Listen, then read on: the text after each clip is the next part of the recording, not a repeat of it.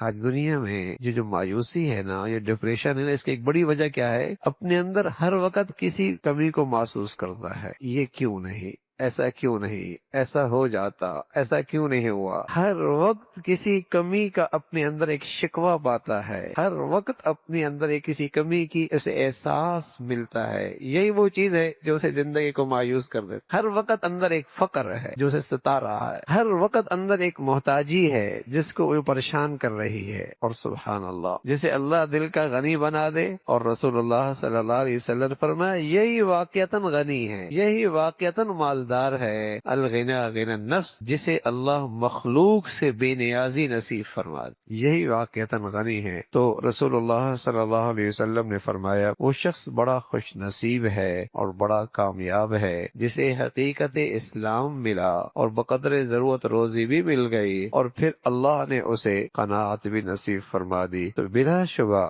جس بندے کو ایمان کی یہ دولت نصیب ہو، اور ساتھ ہی اس دنیا میں زندگی کے ضروریات بھی نصیب ہوں، اور پھر اللہ اس کے دل کو اطمینان اور قناعت کی دولت بھی نصیب فرما دے، تو اس کی زندگی بڑی مبارک، بڑی خوشگوار، جسے حقیقت اسلام مل گیا، ایمان کی حقیقت مل گئی۔